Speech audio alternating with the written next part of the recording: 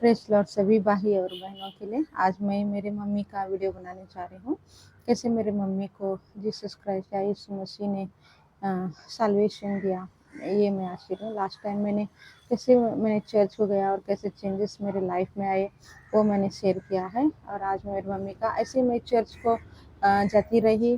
फिर एक दिन फिर मेरे बहन का, छोटी बहन का कॉल आया मुझे कि मम्मी बहुत ही सीरियस है, कुछ भी बात नहीं कर रहे हैं, कुछ भी खाना पीना, सिर्फ थोड़ा सा लिक्विड ले रहे हैं, जूस ले रहे हैं, ऐसा मेरे बहन से मुझे फ़ोन आया। फिर उस दिन संडे था, मैं संडे चर्च से आके बात की मेरे बहन के साथ।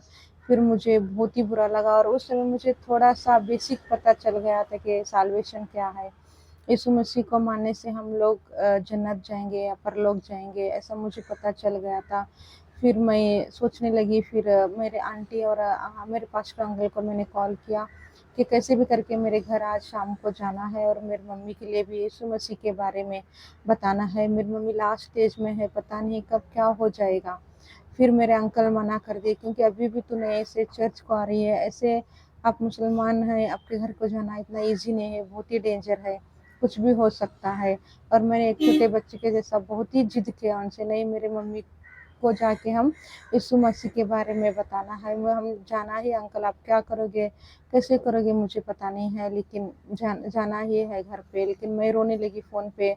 और उस समय तो कॉइन्स बॉक्स होता था, मोबाइल ऐसा कुछ नहीं था, लैंडलाइन और कॉइन बॉक्स।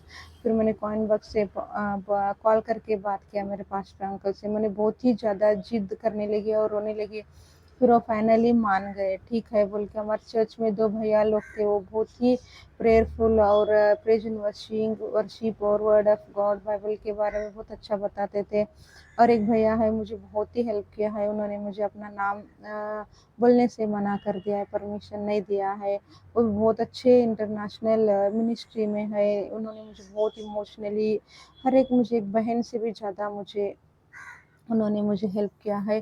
तो मैं वो भैया को बहुत ही थैंकफुल होना चाहती हूँ। फिर वो भैया और मेरी एक बेस्ट फ्रेंड है गीता, वो भी मसीह को मानती है, हिंदू बैकग्राउंड से। तो मैं उसको भी थैंकफुल रहूँगी, उसने भी मुझे बहुत सपोर्ट किया है, आज तक भी मुझे वो बहुत ही सपोर्ट करते आई है, स्पिरिचुअली हो या इमोशनली हो, ऐसा। तो मैं उसको भी बहुत थैंकफुल रहना है। 25 साल से हम लोगों का फ्रेंडशिप है। फिर ऐसे ही वो, और एक मुझे मसीह में चलाया, मुझे फर्स्ट टाइम चर्च को बुला के लेके गई थी, वो मेरी फ्रेंड। ऐसे हम एक 5-6 लोग यूथ मिलके मेरे घर, शाम में ट्रेन थी, फिर हम शाम पे घर चले गए ट्रेन से। 1 घंटा जर्नी ट्रेन से मेरे गांव के लिए। फिर मैंने मेरी बहन को फ़ोन करके बताया कि मेरे फ्रेंड्स मम्मी को देखने के लिए आ रहे हैं, मैंने प्रेयर के लिए आ रहे हैं ऐसा नहीं बताया, फिर घर में प्रॉब्लम हो जाएगा। फिर मेरी बहन को बोला आप खाना सब तैयार रखना, मेरे फ्रेंड्स है कुछ लोग, तो मम्मी लास्ट स्टेज में है तो देखने के लिए आ रहे हैं बोल के। फिर बहन ने बोला ठीक है आप आ जाओ। फिर हम लोग रात के 10 बजे ऐसा कुछ पहुंच गए। फिर हम लोगों ने, खाना सब तैयार था, खाना पीना खा के सब, मेरे घर के दरवाजे विंडो सब वो भैया लोगों ने बंद करने के लिए बोला। हमारा बाहर कंपाउंड है, गेट पूरा सब कुछ बंद करने के लिए बोल दिया, हमने सब कुछ बंद किया। फिर वो भैया लोग प्रेज एंड वर्शिप शुरू किए। फिर वर्ड ऑफ गॉड बाइबल के बताने में, गॉस्पल, यीशु मसीह इस दुनिया में क्यों आए, हम लोगों को पाप से मुक्ति दिलाने के लिए, यीशु मसीह को मानने से ही हम जन्नत या स्वर्ग जा सकते हैं। ये गॉस्पल उन्होंने सुसमाचार बोलना शुरू किया हमारे घर पे। मेरी मम्मी ऐसी सोई हुई थी बेड पे, खॉट पे, तो मेरी मम्मी के बगल में मेरी मम्मी का हाथ पकड़ के मैंने बैठा हुआ था। फिर ये सब जब मेरी मम्मी कुछ बात भी नहीं कर सकती, सिर्फ देखती थी, उतना ही बात सब कुछ बंद हो गया था, लेकिन सिर्फ वो महसूस करती थी और आंख खोल के देखती थी बस। जब वो जो भैया है मेरे मेरे मेरे एक माँ बाप का सम्मान में उन्हें मानती हूँ, वो भैया ने जब बाइबल का वचन बताना शुरू किया तो मेरे मम्मी के यहाँ से आंसू निकलना, जैसे सोई थी मैं उनके बाजू में ही थी, मम्मी के पास ही थी, तो यहाँ से मेरे मम्मी के आंसू निकल रहे थे। तो वो मुझे सब ये लगता है कि मेरे मम्मी को भी साल्वेशन हुआ है, वो अंदर ही अंदर अपने मन में यीशु मसीह को मान लिया उस समय, और अपने सब गुनाहों की माफ़ी या पाप का माफ़ी मांगा यीशु मसीह से। मुझे ऐसा लगता है आज तक भी अगर मैं मर गई तो मेरी मम्मी को मैं एक दिन मैं जन्नत में या परलोक स्वर्ग में देखूंगी मेरी मम्मी को। वो मुझे एक फेथ विश्वास है मेरे मन में। तो ऐसे हो गया, फिर वो prayer, worship, word of God, Bible का वचन जो भी सुनाना था सब हो गया। रात के 12-1 बज गए।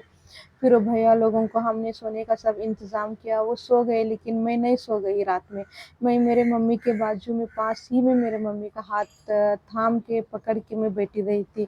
शायद अर्ली मॉर्निंग, सुबह-सुबह 3:30 या 4 o'clock हुआ होगा, तब मेरी मम्मी का लास्ट बात मेरे से मुझे बोली। वो जो भैया थे उनकी तरफ हाथ हाथ करके, वो बाहर हमारा कंपाउंड है वहाँ पे सोए थे, उनकी तरफ ऐसा उंगली करके बताए, ओ भैया लोगों को कभी मत छोड़ना, उन्हीं का पीछा करना, ज़िंदगी भर उनके साथ रहना, ऐसा मम्मी ने लास्ट मुझे बोला। मैंने बोला हाँ मैं उन्हीं के साथ रहूँगी, मैं उनको नहीं छोड़ूंगी, ऐसा मेरे मम्मी को मैंने बताया। फिर मेरी मम्मी का बात बंद हो गया। वही लास्ट मेरे मम्मी का बात था मेरे साथ।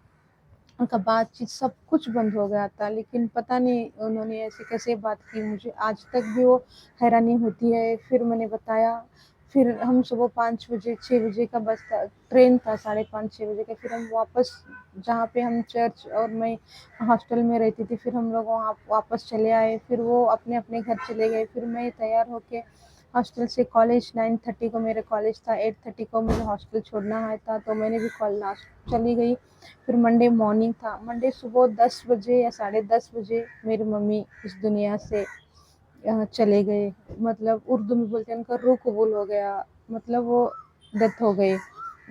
तो उनकी आत्मा चली गई प्रभु के पास। मुझे ये बहुत खुशी है कि मेरी मम्मी को हीलिंग नहीं हुआ, वो मुझे खुशी, मतलब उतना ही नहीं, लेकिन मेरे मम्मी को सुसमाचार पहुंचा गया, मेरी मम्मी ने जीसस को माना मन ही मन में।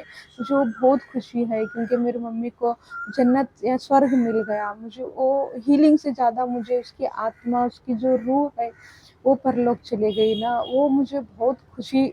आज भी मैं बहुत दुख तो होता है, मम्मी चली गई छोड़ के, हीलिंग नहीं हुआ, वैसा तो मेरे मन में कभी भी नहीं आया, लेकिन मेरे मन में ये हमेशा आता है कि मेरी मम्मी स्वर्ग चली गई है, जन्नत चली गई, मैं उसको एक ना एक दिन देखूंगी। मुझे वो विश्वास मुझे इतना कंफर्ट करता है, इंकरेज सपोर्ट करता है कि मेरी मम्मी को मैंने खोया नहीं है। ऐसे मेरी मम्मी का नेक्स्ट डे डेथ हो गया, मुझे बताया नहीं, मैं हॉस्टल में थी। फिर जो मेरे जीजू हैं, मेरे बहन से भी, वो जो शादी किए हैं, तो वो मेरे शाम में कॉलेज को आए, मेरे 3-4 बजे कॉलेज का को मुझे वहाँ से पिक करके हॉस्टल में लेके आए बाइक से। फिर बोले मुझे तैयार हो जाओ, घर जाना है आपको। मैंने बोला आज सुबह ही मैं घर से आई हूँ। फिर नहीं, आपकी मम्मी आपको बहुत याद कर रहे हैं, मिस कर रहे हैं, तो आपको घर जाना पड़ेगा, अभी बहुत ही इमरजेंसी है, मम्मी का डेथ हो गया है, मम्मी इस दुनिया से चले गए हैं। वो मुझे नहीं बताया उन्होंने। तो मतलब उनको पता था कि मैं कितनी सेंसिटिव हूँ। मेरे मन में ये था कि मैं जैसे ही मम्मी की डेड बॉडी देखूंगी, उससे पहले मुझे हार्ट अटैक हो गया या बेहोश होकर मैं खुद मर जाऊंगी, मेरी जान चली जाएगी। ऐसा मैं बहुत ही सेंसिटिव और बहुत ही मैं मेंटली वीक, और मुझे उतना करेज नहीं था उस समय।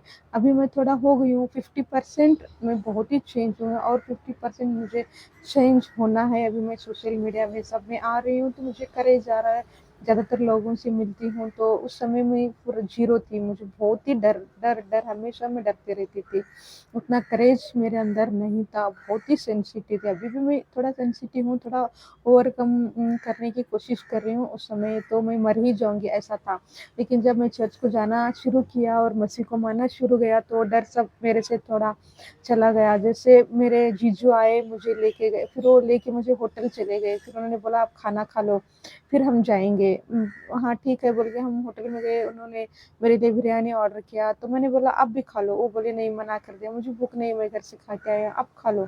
तो मुझे भी खाने का मन नहीं हो गया, सिर्फ मैंने एक निवाला थोड़ा सा लेके ये किया। फिर बोला, मैं उनको भैया बुलाती हूँ, जीजू कभी भी नहीं बुलाया मैंने उनको, भैया मुझे नहीं खाना, खाना खाने का मन नहीं हो रहा है, पता नहीं हो रहा है मुझे खाना खाने के लिए। तो उन्होंने बोला ठीक है छोड़ दो बोले। फिर हमने बाइक से जर्नी स्टार्ट किया। फिर मम्मी, मैं हमेशा हॉस्टल से घर पे जाती तो मेरे लिए क्या लाई, ऐसा मम्मी पूछती थी खाने के लिए।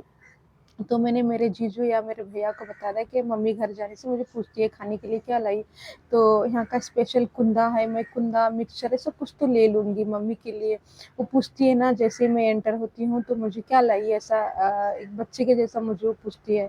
तो मैंने मेरे जीजू या भैया को बता दिया, हाँ ठीक है बोल के उन्होंने मुझे बेकरी पे लेके गए। फिर जो जो मम्मी को पसंद या मेरा पसंद है, मैं मम्मी को खिलाना चाहती थी, वो सब स्वीट मिक्सचर जो भी था बेकरी का बहुत सारा मैंने ले लिया। जीजू ने ही पैसा दे दिया। फिर हमने उन्होंने बताया नहीं इतना सारा मैंने ले रही थी कि मम्मी का ऐसा कुछ हुआ है, और मेरे मन में भी ऐसा कुछ भी नहीं था कि मम्मी का ऐसा कुछ हुआ होगा, ये मुझे आए हैं ऐसे इमरजेंसी क्यों लेके जा रहे हैं, उतना मैंने भी नहीं सोचा। उस समय मुझे इतनी अक्ल या समझदारी नहीं थी, कि बहुत ही बचपना था।